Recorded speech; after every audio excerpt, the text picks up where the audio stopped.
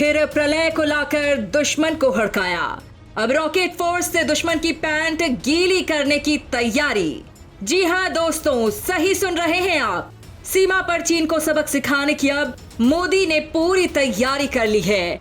एक एक कर वो अपने प्लान से पर्दा उठा रहे हैं, दुश्मन की नींद उड़ा रहे हैं, उसे काल का एहसास करा रहे हैं। दोस्तों, दरअसल चीन सीमा पर लगातार अपने नापाक मंसूबों को अंजाम देने की कोशिश कर रहा था, जिसके बाद मोदी ने उसकी कमर तोड़ने के लिए बाकायदा चक्रव्यूह तैयार कर दिया है। मोदी की ऐसी रणनीति देखकर चीन भी हक्का बक्का हो गया है। उसे लगने लगा है कि अब मोदी उसकी बैंड बजाकर ही छोड़ेंगे, उसकी सारी हेकड़े निकाल देंगे। दोस्तों, भारत के इस नए कदम से जहां चीन की हवा टाइट हो गई है, वहीं पाक का तो डर के मारे बुरा हाल है। उसके तो दिन का चैन और रातों की नींद उड़ गई है। ऐसा लग रहा है मानो पाकिस्तान में मातम छा गया है। टीटीपी ने तो उसके नाक में वैसे ही दम कर रखा है और अब भारत से मिली ऐसी खबर उसके लिए किसी गहरे झटके से कम नहीं है। दोस्तों, यह सवाल ये उठता है कि आखिर ये रॉकेट फोर्स है क्या? ये कैसे काम करेगी? कैसे दुश्मन का काल बनेगी? क्या ये कोई मिसाइल तकनीक है या कुछ और? दोस्तों, इसमें कोई संदेह नहीं कि मोदी का ये ऐलान दुश्मन पर कहर बनकर टूटा है। हालांकि चीन ने ऐसा कुछ इंतजाम पहले से कर रखा है, लेकिन पाकिस्तान के पास तो ऐसी कोई व्यवस्था नहीं है जिससे वो भारत के इस तूफान का मुकाबला कर सके। लिहाजा उसकी टेंशन बढ़ गई है। दोस्तों, पाकिस्तान से उलट चीन एक धूर्त खिलाड़ी है जिसके बारे में दुनिया जानती है। सीमा पर आज जो हरकतें वो कर रहा है, उसका इलाज बहुत पहले हो जाना चाहिए था।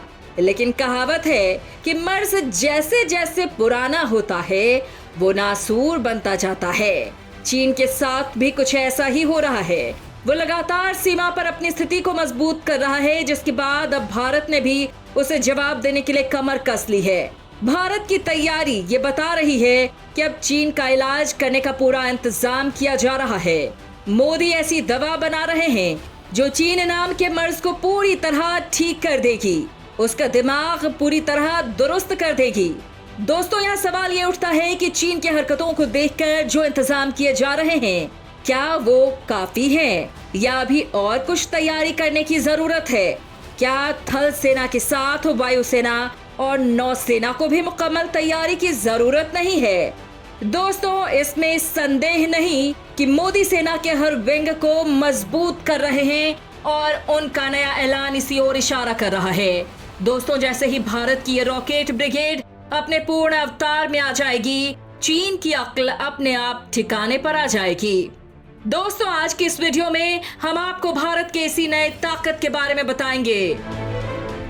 भारत की इस नई शक्ति का पूरे हिंदुस्तान में डंका बजे, लिहाजा जरूरी है कि आप इस वीडियो को लाइक और शेयर करना ना भूलें, जिससे कि लाखों लोग इसके बारे में जान पाएं। तो चलिए शुरू करते हैं। दोस्तों, भारत की थल सीमा हो या जल सीमा, चीन हमें लगातार चुनौती दे रहा है। पिछले कुछ सालों में दोनों देशों के बीच के तनाव में भारी इजाफा हुआ है।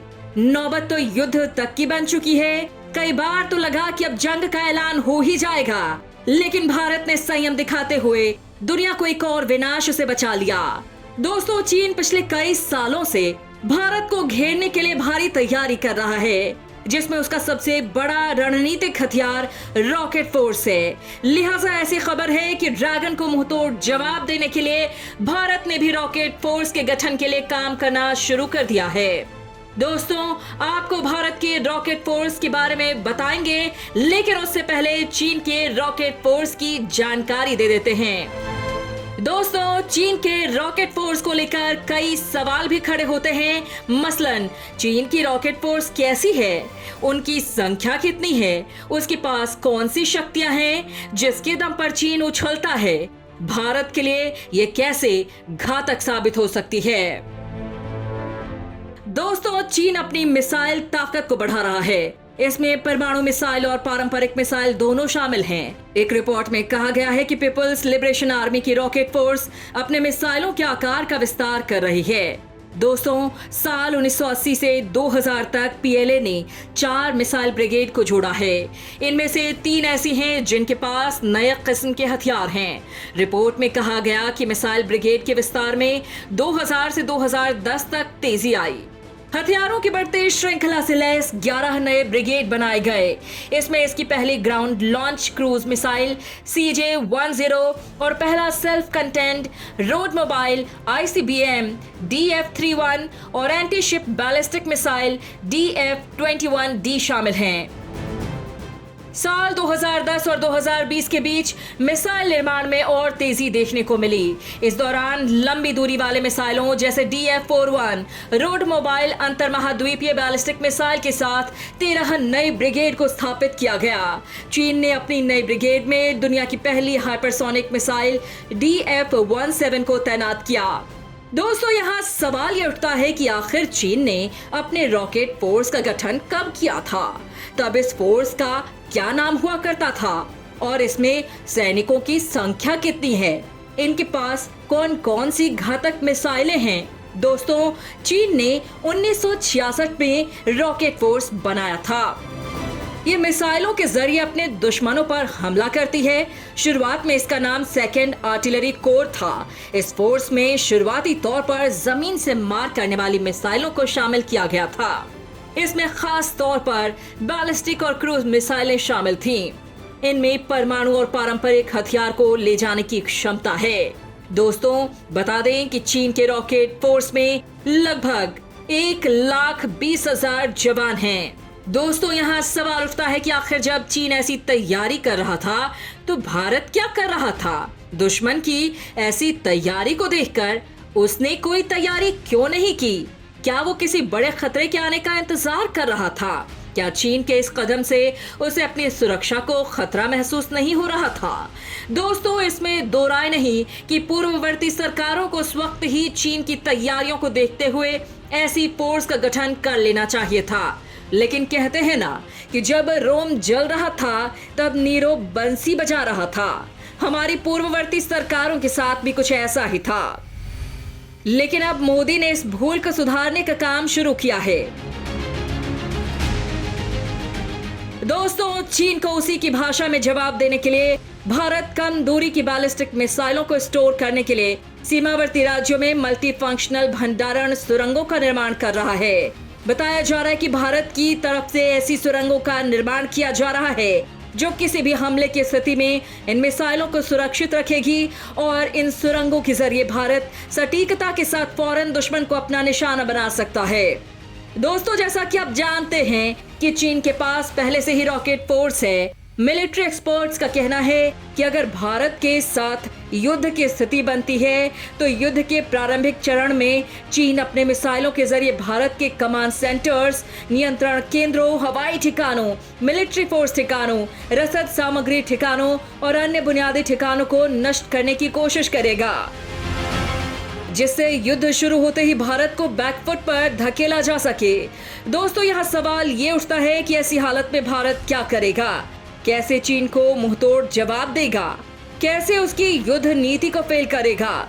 दोस्तों, भारत के पास इस तरह के हमले का जवाब देने के लिए जमीन से लॉन्च करने वाली मिसाइलें हैं। लेकिन अगर चीन से तुलना की जाए और अगर सर्विस को देखा जाए तो भारत के पास गंभीर तौर पर सीमित विकल्प फिलहाल मौजूद हैं।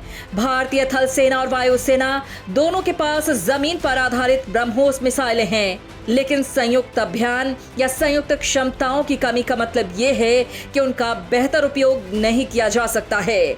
लिहाजा भारत के मिलिट्री एक्सपर्ट्स लगातार रॉकेट फोर्स के गठन की मांग करते आए हैं, जिस पर अब भारत ने काफी तेजी से काम करना शुरू कर दिया है। दोस्तों, सैन्य विश्लेषकों के मुताबिक भारत को भी चीन की आक्रामकता का जवाब देने और युद्ध के लिए गए किसी भी वक्त तैयार होने के लिए विशालकाय रॉकेट फोर्स का निर्माण करना होगा, जिसमें कम से कम 50 से 70 हजार सैनिकों को रखना होगा। इसके अलावा भारत को अपने पूर्वी और पश्चिमी मोर्चे पर बैलिस्टिक मिसाइल ब्रिगेड की तैनाती करनी होगी। इस वक्त देखा जाए तो भारत के पास रोड मोबाइल टैक्टिकल मिसाइलों का अभाव है और भारत के पास अभी सिर्फ शौर्य और प्रहार मिसाइलें ही हैं। लिहाजा भारत को ऐसे मिसाइलों की संख्या बढ़ाने की जरूरत होगी, यानी भारत को भी चीन की तरह अपने मिसाइल जखीरे को बढ़ाने की जरूरत होगी, जिसकी तैयारी भारत ने शुरू कर दी है। दोस्तों, भारत के पूर्व सैन्य प्रमुख जनरल मनोज नरवणे भी कह चुके हैं कि भविष्य में सैन्य संघर्ष का स्वरूप पूरी तरह से अलग होने वाला है। ऐसी रिपोर्ट है कि चीन भी काफी तेजी से ऐसे इंफ्रास्ट्रक्चर का विकास कर रहा है, जिसमें सैन्य अड्डों के अलावा रेलवे लाइंस भी शामिल हैं, जिनके जरिए हथियारों का ट्रांसपोर्टेशन काफी आसानी से किया जा सकता है। ऐसे में भारत भी काफी तेजी से इंफ्रास्ट्रक्चर और सुरंगों का निर्माण कर रहा है, जिससे दुश्मन को करारा जवाब दिया जा सके, उसके दांत खट्टे किए जा सके। दोस्तों, हमारे एक दुश्मन पाकिस्तान की हालत तो पहले ही तालिबान ने ढीली कर रखी है। सीमा पर जिस तरह से अफगानिस्तान में पनाह लिए आतंकी पाक सैनिकों को निशाना बना रहे हैं, उससे उसकी फटी पड़ी है। कहां तो वो कश्मीर को लेने की बात कह रहा था, कहां अब उसके हाथ से बलूचिस्तान भी जा रहा है, जिसकी जानकारी हम अपने अगले वीडियो में देंगे। तो पाकिस्तान की बर्बादी का नया अध्याय जानने के लिए आप हमारा अगला वीडियो जरूर देखें।